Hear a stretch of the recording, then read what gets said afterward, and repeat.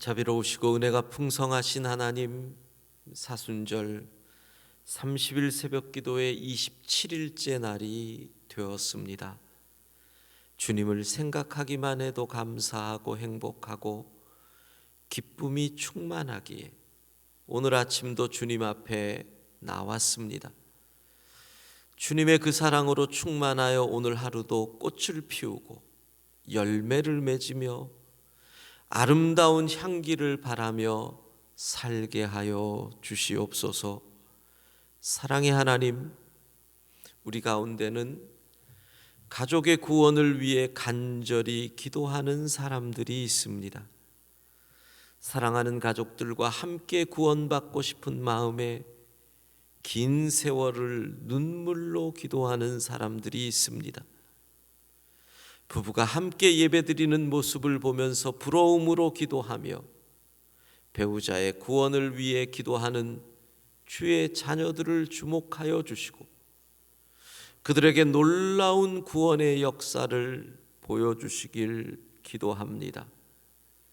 오랜 세월 기도했지만 아직 예수님을 믿지 않는 부모님의 구원을 위해 이 시간 기도합니다.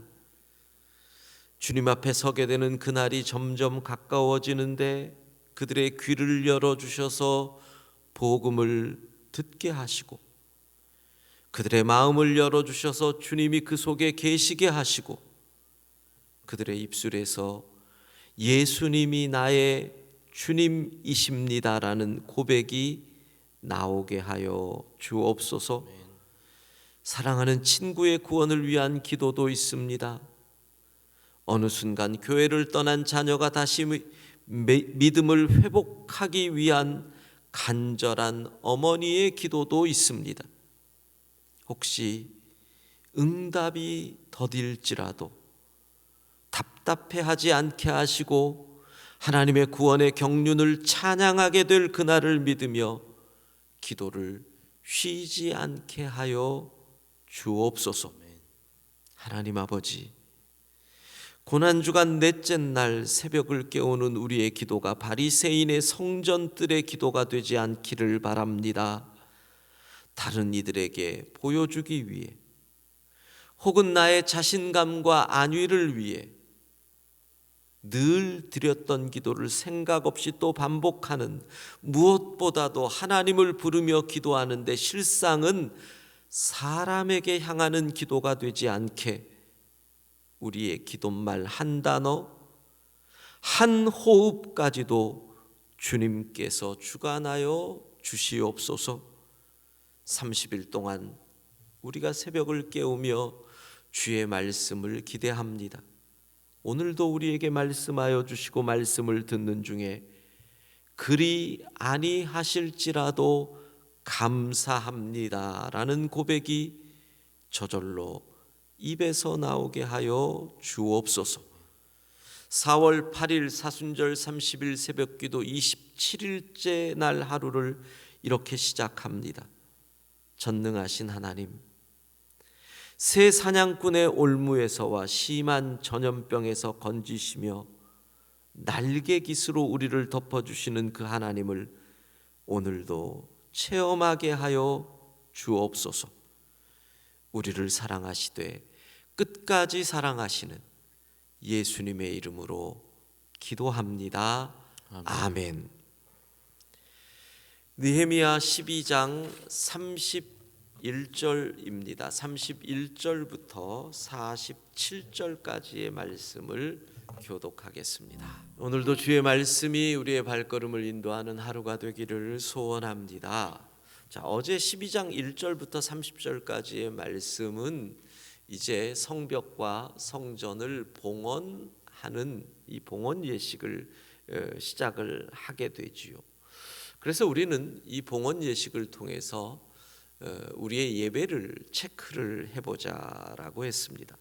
하나님께 드리려면 먼저 온전해야 된다. 성벽을 완성했다고 할지라도 그 성벽이 온전해지려면 성 안에 사람이 거주해야지요. 그래서 성 안에 거할 사람들을 결정을 하고 봉헌을 하는 겁니다. 또한 정결해야 하나님께 드릴 수 있습니다. 성벽과 성문을 정결하게 하고 또 사람들도 그 성벽을 공사하면서 얼마나 마음의 불평도 불만도 또 시기와 질투도 원망도 그 많은 우리를 정결하게 하고 그리고 찬양하는 거죠.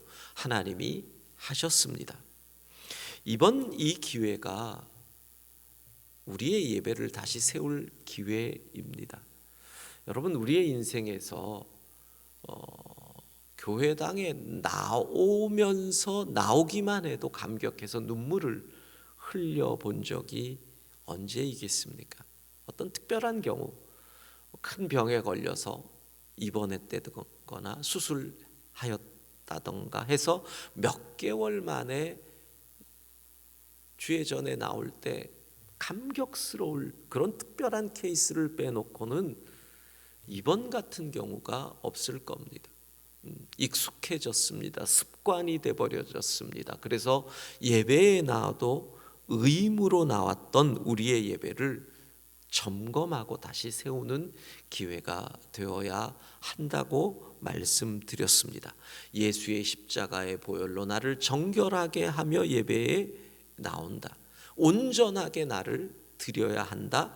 하나님을 찬양하는 우리의 예배를 다시 세우자. 이렇게 말씀을 드렸습니다. 자, 오늘 본문으로 들어갑니다. 31절부터 47절까지 말씀을 교독하겠습니다. 하나님의 말씀입니다. 이에 내가 유다의 방백들을 성벽 위에 오르게 하고 또 감사 찬송하는 자의 큰 무리를 둘로 나누어 성벽 위로 대오를 지어 가게 하였는데 한 무리는 오른쪽으로 분문을 향하여 가게 하니 그들의 뒤를 따르는 자는 호세야와 유다 지도자의 절반이요 또 아사랴와 에스라와 무술람과 유다와 베냐민과 스마야와 예레미야이며 또 제사장들의 자손 몇 사람이 나팔을 잡았으니 요나단의 아들 스마야의 손자 mat단야의 증손 미가야의 현손 삭굴의 5대손 아삽의 6대손 스가랴와 그의 형제들인 스마야와 아사렐과 밀랄레와 길랄레와 마에와 느다넬과 유다와 하나니라 다 하나님의 사람 다윗의 악기를 잡았고 학사 에스라가 앞서서 얼마나 발음이 어려운지요. 밀랄레 길랄레 이거 뭐 참 이름이 혀가 꼬입니다. 37절이죠. 샘문으로 전진하여 성벽으로 올라가는 곳에 이르러 다윗성의 층계로 올라가서 다윗의 궁 윗길에서 동쪽으로 향하여 수문에 이르렀고 감사 찬송하는 다른 무리는 왼쪽으로 행진하는데 내가 백성의 절반과 더불어 그 뒤를 따라 성벽 위로 가서 화덕 망대 윗길로 성벽 넓은 곳에 이르고 에브라임 문 위로 옛문과 어문과 하나넬 망대와 한메아 망대를 지나 양문에 이르러 가복문에 멈춤에 이에 감사 찬송하는 두 무리가 하나님의 전에 섰고 또 나와 민장의 절반도 함께하였고 제사장 엘리야김과 마세야와 미냐민과 미가야와 엘료에네와 스가랴와 하나냐는 다 나팔을 잡았고 또 마세야와 스마야와 엘르아살과 우치와 여호하난과 말기야와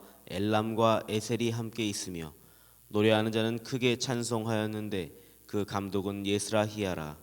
이날에 무리가 큰 제사를 드리고 심히 즐거워하였으니 이는 하나님이 크게 즐거워하게 하셨음이라. 부녀와 어린아이도 즐거워하였으므로 예루살렘이 즐거워하는 소리가 멀리 들렸느니라. 그날에 사람을 세워 곳간을 맡기고 제사장들과 레위 사람들에게 돌릴 것 곧 율법에 정한 대로 거제물과 처음 익은 것과 11조를 모든 성읍밭에서 거두어 이 곳간에 쌓게 하였노니 이는 유다 사람이 섬기는 제사장들과 레위 사람들로 말미암아 즐거워하기 때문이라. 그들은 하나님을 섬기는 일과 결례의 일을 힘썼으며 노래하는 자들과 문지기들도 그러하여 모두 다윗과 그의 아들 솔로몬의 명령을 따라 행하였으니 옛적에 다윗과 아삽의 때에는 노래하는 자의 지도자가 있어서 하나님께 찬송하는 노래와 감사하는 노래를 하였음이며 함께 읽습니다. 스룹바벨 때와 느헤미야 때에는 온 이스라엘이 노래하는 자들과 문지기들에게 날마다 쓸 몫을 주되 그들이 성별한 것을 레위 사람들에게 주고 레위 사람들은 그것을 또 성별하여 아론 자손에게 주었느니라. 아멘. 자, 이 봉헌식의 아주 독특한 하나의 뭐라고 할까요? 세레모니라고 할까요? 행사라고 할까요? 성벽 위를 이렇게 걷는 이런 일을 합니다. 36절을 보면 에스라가 앞장서서 남쪽으로 돌아갑니다. 그리고 38절을 보면 느헤미야가 또 함께 북쪽으로 돌아갑니다. 예전에 제가 예루살렘에 갔을 때 성벽 위를 걷는 투어를 했던 적이 있습니다. 성벽 투어인데 고 목사님 해보셨나요? 네. 한 폭이 1m 정도, 넓은 곳은 좀 2m. 그러니까 물론 이게 느헤미야 시대 성벽이라고 할 수는 없죠.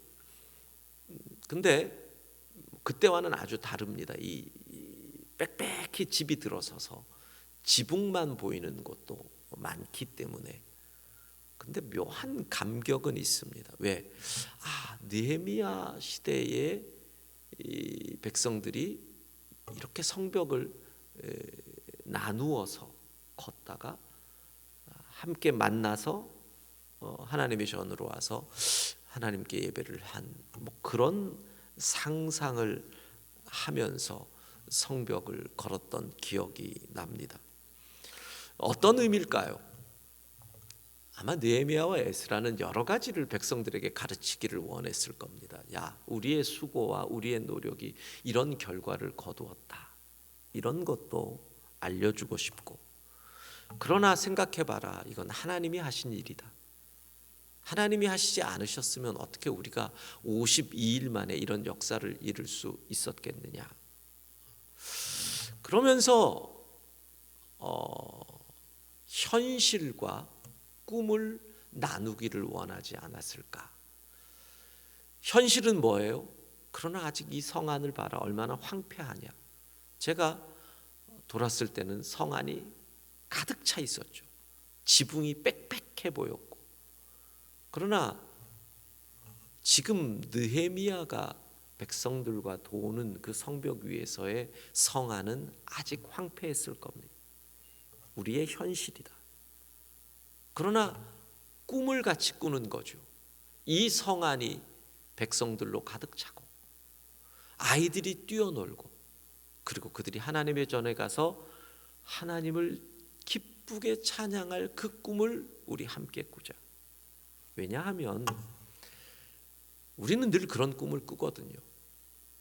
특별히 교회를 건축할 때 기억해 보면 건물이 올라갈 때 목사들은 그런 꿈을 다 꿉니다. 하나님, 이 전에서 아이들이 말씀으로 훈련받고 이 예배당이 가득 사람들이 모여 하나님을 찬양하고 영광을 돌리며 예배드릴 그때를 꿈을 꾸면서 건축을 하거든요. 현장을 보거든요. 아마 느헤미야와 에스라는 그런 꿈을 백성들이 꾸기를 원하며 그 성벽을 위를 걸었을 수 있습니다. 자, 그런데 또 하나 중요한 이유가 있습니다. 왜냐하면 이 성벽을 향한 대적들의 조롱이 있었거든요. 이건 성경적 제 추측보다는 4장 3절의 도비아가 이렇게 조롱을 합니다. 같이 읽습니다. 암몬 사람 도비아는 곁에 있다가 이르되 그들이 건축하는 돌 성벽은 여우가 올라가도 곧 무너지리라 하더라. 그러니까 지금 인간적으로 느헤미야는 도비아 보고 있냐? 이 성벽이 여우가 올라가도 무너진다고? 얼마나 튼튼한데.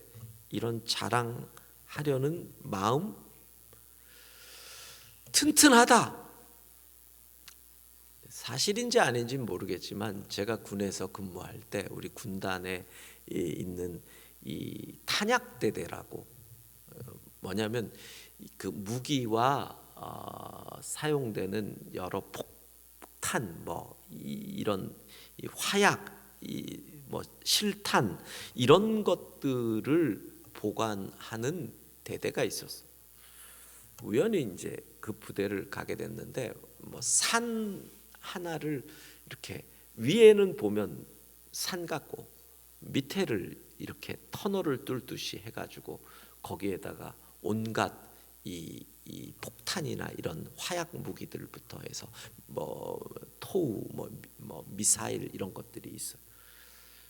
물어보는 거죠. 그 부대에서 안전하냐? 근데 이게 사실 같지는 않은데 그때 군인들이 워낙 뻥이 심하니까 뭐라 그러냐면 안전합니다.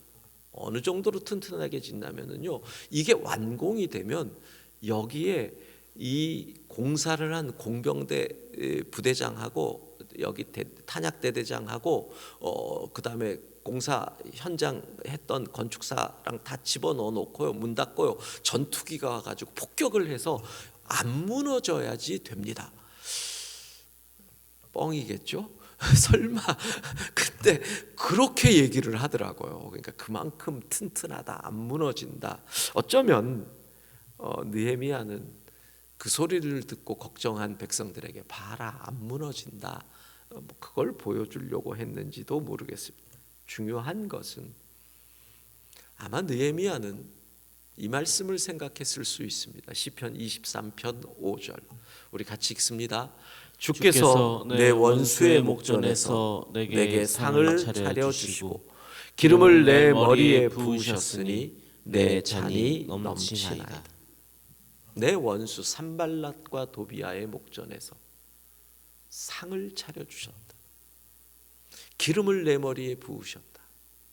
지금 스파이들, 산발랏과 도비아의 스파이들이 봉헌식을 볼 거 아닙니까? 전달될 거 아닙니까? 원수의 목전에서 상을 차려주시고 기름을 머리에 바르시는 그 하나님을 자랑하고 싶어 했던 것이 아닌가 하는 생각을 해봅니다. 그런데 이 성벽을 도는 이스라엘 백성들의 이 행렬에서 우리가 하나 또 주목해야 될 것이 느헤미야입니다. 38절을 보면 느헤미야는 에스라와 좀 다릅니다. 학사 에스라는 앞서서 갑니다. 그런데 느헤미야는 38절에 보면 내가 백성의 절반과 더불어 그 뒤를 따라갑니다. 왜 그랬을까요? 아마 느헤미야는 이 일은 하나님께 드리는 예식이다. 하나님께 드리는 예식은 제사장들이 앞서가는 것이고 내가 비록 총독일지라도 나는 예배자로 뒤따라가야 한다 라고 하는 자기의 위치에 대한 겸손한 이해가 있었던 것이 아닐까 생각을 합니다. 비록 세상적으로 총독일지라도 지금 하나님을 예배하는 곳에서는 나는 총독이 아닙니다. 나는 한 사람의 예배자입니다 라는 느헤미야의 겸손의 태도를 봅니다. 백성들은 얼마나 기뻐했겠습니까?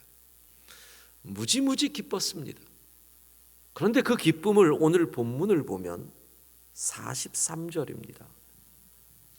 백성들이 심히 즐거워하였는데 이는 하나님이 크게 즐거워하게 하셨음이라. 하나님이 그들을 즐겁게 만들어 주셔서 백성들이 심히 즐거웠다는 겁니다. 이 말의 뜻은 무엇입니까? 하나님도 기뻐 기쁘셨다는 겁니다. 성도는 그래서 연결이 되는 겁니다. 하나님의 마음과 우리의 마음이 연결이 되는 거죠. 만약에 내가 화가 났어요. 화가 났는데 내 아랫사람들에게 야 웃어, 좀 웃어봐, 이러면 사이코입니다. 그렇잖아요. 그러니까 하나님이 기쁘시니까 그 기쁨이 전염이 되는 거죠. 그래서 이미 8장 10절입니다. 8장 10절을 보면 뭐라고 나와요? 여호와로 인하여 기뻐하는 것이 너희의 힘이니라. 여호와의 기쁨이 나의 힘이라는 겁니다. 그러니까 믿음은 주님이 기뻐하시는 일을 하면 나도 기쁜 거예요. 내 삶이 왜 슬플까요? 내 삶이 왜 힘이 없을까요? 왜 내 삶이 능력이 없을까요? 여호와가 기뻐하는 일을 안 하면 그렇게 된다는 거죠. 그리고 이 봉헌식 후에 이스라엘 백성들은 11조를 다시 한번 결단합니다. 자, 11조의 정신은 누가 뭐래도 아브라함과 멜기세덱의 언약 속에서 나의 모든 것은 하나님의 것입니다라는 고백이 11조의 고백이고 출발이고 정신인 것 우리가 압니다. 자, 그런데 이 11조가 이렇게 발전이 되는 겁니다. 하나님의 것이니까 하나님의 전을 위하여, 하나님의 사람을 위하여 사용하는 것이 옳다. 이렇게 율법이 11조의 정신이 이렇게 가고 이게 실제로 실행이 되는 모습을 우리는 보는 겁니다. 하나님의 것을 하나님의 전과 하나님의 사람들을 위하여 사용한다. 11조의 정신이 구체적으로 실행되는 현장을 봅니다. 오늘 본문에서 우리는 두 가지를 결국은 얻게 됩니다. 정리를 한다면 은혜를 체험하면 감사 찬송이 나오게 된다. 12장에 많이 등장하는 말이 감사 찬송, 감사하며 찬송, 감사 찬송하는 자의 큰 무리, 감사 찬송하는 다른 무리는 이 성벽을 이동하면서 끊임없이 감사 찬송을 합니다. 왜? 하나님이 하셨다는 것을 체험하거든요. 그러니 감사하고 하나님이 하셨으니 하나님께 영광을 돌릴 수밖에 없는 것이죠. 은혜를 체험하면 감사 찬송하게 된다. 그리고 두 번째로 느헤미야가 그렇게 원했던 것, 바로 다윗의 신앙, 다윗의 때. 구약 성경에서 다윗이라는 이름이 가장 많이 나오는 것은 누가 뭐래도 사무엘기죠. 수없이 나오죠. 그 다음은 어디겠습니까? 열왕기, 역대기. 거기도 다윗의 일생이 나오니까 다윗이라는 이름. 그 다음에 많이 나오는 데가 시편, 다윗의 시들이 많으니까. 그리고 대선지, 이사야, 예레미야. 그 다음이 느헤미야입니다. 다윗이라는 이름이 제일 많이 나와요. 36번 나옵니다. 왜? 예루살렘을 재건하면서 느헤미야의 꿈은 다윗의 시대를 회복하는 것이다. 지금도 이스라엘 백성들은 다윗의 시대를 꿈꾸잖아요. 샬롬을 누렸던 시대. 무엇보다도 느헤미야가 꿈꿨던 것은 다윗의 예배를 회복하기를 꿈꿨던 겁니다. 다윗처럼 하나님을 사랑하고 다윗처럼 하나님 뜻대로 순종하고 다윗처럼 하나님을 예배해서 하나님 마음에 합한 사람. 그래서 하나님이 다윗에게 주신 복으로 전쟁이 필요 없는 샬롬의 시대를 이 이스라엘이 다시 찾기를 원했던 겁니다. 그래서 그는 끊임없이 다윗 때처럼 그렇다면 아까 제가 얘기했던 도비야 너 보고 있냐? 이 성벽이 여우가 올라갔다고 무너지냐? 얼마나 튼튼한데. 그러면서 제가 시편 23편 5절을 얘기했던 것도 어쩌면 느헤미야의 마음일 수도 있겠다. 내 원수의 목전에서 내게 상을 차려주시고 기름을 내 머리에 바르신 주님.